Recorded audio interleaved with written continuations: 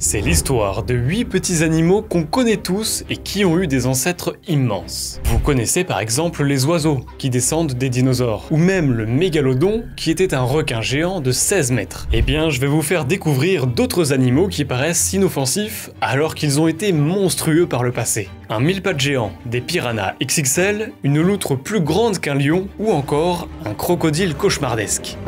On va voir ces animaux dans un ordre crescendo, en terminant par le plus effrayant de tous, et en commençant par la libellule géante.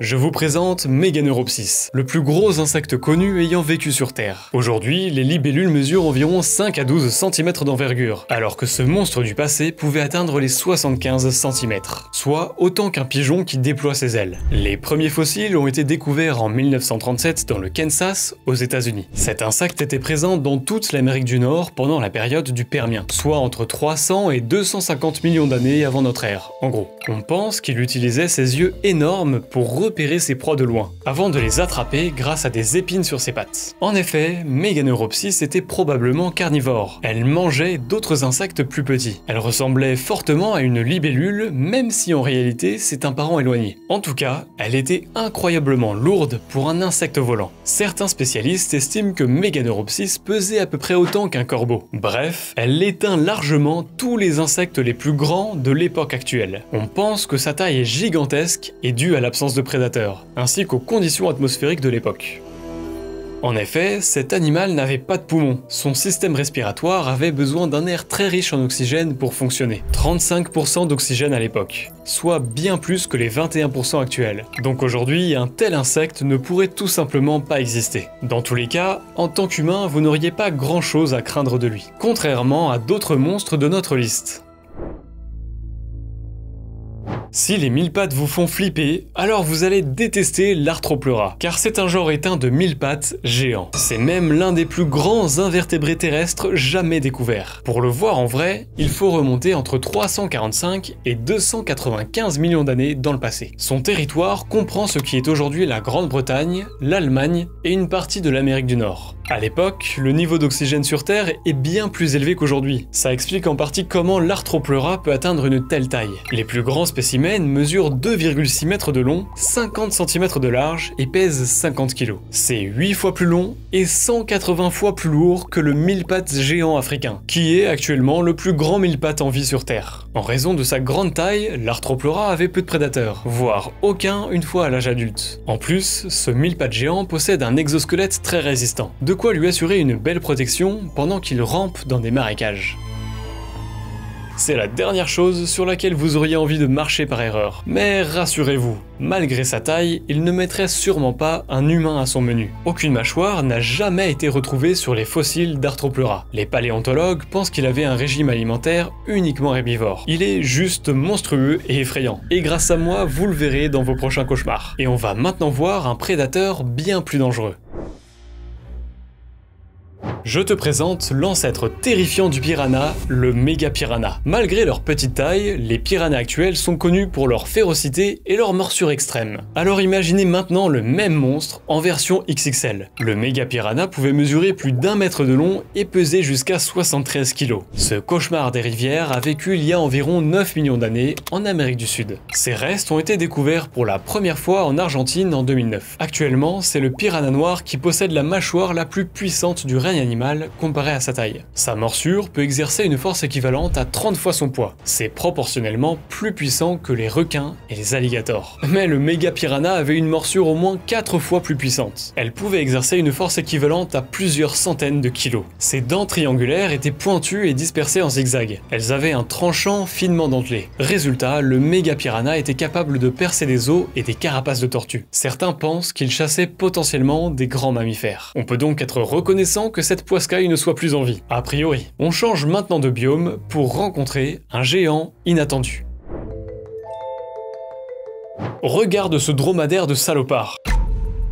Les ancêtres des dromadaires étaient gigantesques. Tout commence il y a environ 45 millions d'années. C'est là que la famille des camélidés apparaît en Amérique du Nord. Donc la famille des chameaux, dromadaires, lamas, alpagas, etc., etc. Mais au début, les premiers ancêtres étaient tout petits. Par exemple, le Protylopus, qui faisait la taille d'un lapin. La famille s'est ensuite diversifiée et des géants sont apparus, notamment le Titanotilopus et le Megacamelus. On dirait des noms de dinosaures, mais c'est bien les ancêtres du chameau. Ils mesuraient jusqu'à 3,5 mètres au garrot et pesaient 2500 kg. Pour info, les chameaux de notre époque font moins de 2 mètres et de 800 kg. Leurs ancêtres étaient donc aussi hauts que 2 humains et faisaient le poids d'environ 2 voitures. Ils pouvaient quasiment regarder une girafe dans le blanc des yeux et ils dépassaient les éléphants. Ces bestioles géantes ont vécu entre 5 et 10 millions d'années avant aujourd'hui. Ensuite, les camélidés ont migré un peu partout dans le reste du monde. Et certains sont allés jusqu'en Arctique, tout au nord de la planète. On a retrouvé les restes de dromadaires géants dans le cercle polaire. Et ces dromadaires du nord mesuraient environ 2,7 mètres de haut. On est bien loin des chameaux actuels qui vivent sous un climat extrêmement chaud. Et pour notre prochain monstre, on a rendez-vous avec un étrange animal en armure. Ce petit animal avait un cousin gigantesque et terrifiant. Le tatou de notre époque fait la taille d'un petit chat. Certains peuvent même tenir dans votre main. Mais son cousin, le Glyptodon, pouvait atteindre 3 mètres et peser 1,5 tonnes, soit plus qu'un rhinocéros. Justement, à l'instar des rhinocéros, les Glyptodons étaient des sortes de tanks sur pattes. Ils étaient protégés par une épaisse cuirasse blindée, une véritable armure constituée de milliers d'os soudés les uns entre les autres. En plus de ça, leur queue était une véritable arme de démolition massive. Elle avait une forme de massue avec des pointes au bout. Les Glyptodons pouvaient la balancer à une vitesse mortelle de 40 km/h, de quoi complètement broyer les os de la cible. Pourtant, le Glyptodon n'était qu'un simple herbivore. Il est apparu il y a environ 30 millions d'années dans les savanes d'Amérique du Sud, et il passait son temps à brouter paisiblement telle une vache. Cet animal avait donc tout misé sur la défense et non sur l'attaque. De toute façon, avec un équipement aussi lourd, il était lent et ne pouvait pas s'enfuir. D'ailleurs, les jeunes Glyptodons étaient parfois dévorés par certains prédateurs, notamment les jaguars qui parvenaient à s'attaquer à leur tête. Les Glyptodons ont disparu depuis seulement 10 000 ans, autrement dit après l'arrivée de l'humain moderne sur le continent américain. En parlant d'humain, le prochain géant de notre liste a peut-être chassé nos ancêtres. C'est l'heure de vous révéler le vrai visage de la loutre. Cet animal a l'air adorable sur les photos et les vidéos qui tournent sur internet. Mais regardez à quoi ressemble la loutre géante d'Amérique du Sud. Elle n'a rien d'une peluche trop mignonne. On dirait plutôt un monstre tout droit sorti d'un film d'horreur. Pourtant, ce n'est qu'une version miniature d'Enidriodon homoensis. Derrière ce nom bizarre se cache l'ancêtre préhistorique des loutres. Cette créature effrayante a vécu entre 10 et 2 millions d'années avant nous. Elle était présente principalement en Éthiopie actuelle. On estime qu'elle mesurait 2,6 mètres de long et qu'elle pesait plus de 200 kg. Elle était donc plus grande et plus massive que les lions actuels. Justement, on pense que cette loutre préhistorique chassait sur terre et non dans l'eau. Elle avait une mâchoire tellement puissante qu'elle pouvait broyer des os et des coquillages. Elle chassait des lapins, des équidés, des bovidés et même des primates. En effet, Enidriodon homoensis vivait dans un environnement peuplé de primates, notamment le Dinopithecus, un primate qui ressemblait au babouin, et aussi l'Australopithèque, c'est-à-dire notre ancêtre. Les australopithèques étaient tout petits comparés à la loutre géante préhistorique. Elle pouvait les choper et les bouffer sans aucun problème. Cependant, jusqu'à maintenant, on n'a rien découvert qui permette de prouver cette hypothèse. Mais on va maintenant parler d'un géant du passé qui a vraiment combattu des humains. Savais-tu que nos ancêtres se battaient contre des paresseux géants? Direction l'Amérique du Sud pour rencontrer Megatherium, un lointain cousin des paresseux qui est apparu il y a au moins 3,6 millions d'années. Et vous pouvez tout de suite oublier Sid dans l'âge de glace. Que quelqu'un fasse quelque chose!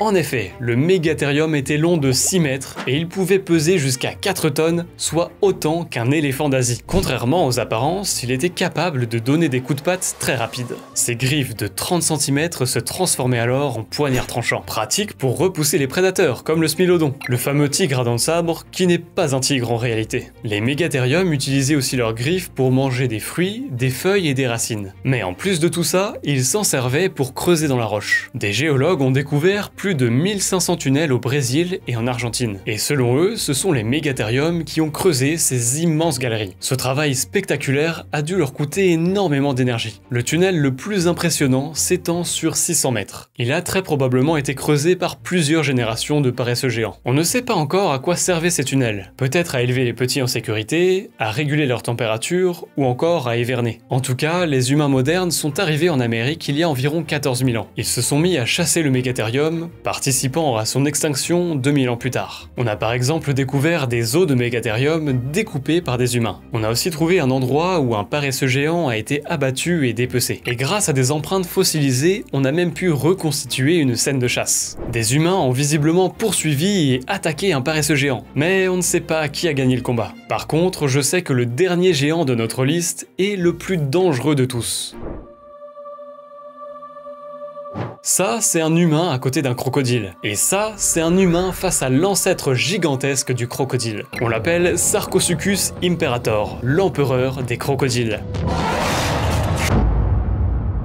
Il a vécu pendant la période du Crétacé, entre 130 et 112 millions d'années avant nous. L'empereur des crocodiles vit alors principalement vers le Niger actuel. À l'époque, l'Afrique est en train de se détacher de l'Amérique du Sud. C'est l'un des plus gros crocodiles ayant jamais existé sur Terre. L'Imperator mesurait 9 à 10 mètres de long une fois adulte selon les estimations. Et il pesait environ 4 tonnes, soit le double du plus grand crocodile actuel. Regardez la taille de son crâne comparé à celui d'un crocodile du Nil. Et alors, si on compare au crâne d'un humain, ça donne ça. Certains estiment que l'Imperator avait la mâchoire la plus puissante de tous les temps, même si ça ne fait pas consensus. En tout cas, l'Imperator avait plus d'une centaine de dents. On pense qu'il avait aussi une bonne ouïe et une bonne vision. Avec sa taille, sa masse et ses écailles, ça en fait un prédateur redoutable. Ce crocodile d'eau douce hantait les cours d'eau africains en quête de gros poissons. Mais il chassait principalement à l'affût, c'est-à-dire qu'il se cachait en attendant que des animaux viennent s'abreuver. Il attaquait des tortues, des lézards, des dinosaures, des oiseaux, des mammifères. Son régime alimentaire comprenait donc des grandes proies terrestres. Bref, vous n'avez pas envie de vous retrouver face à Sarcosuchus imperator. Mais vous pouvez voir son squelette au Muséum national d'histoire naturelle à Paris. C'est d'ailleurs l'un des seuls endroits au monde où vous pouvez en voir un quasi complet.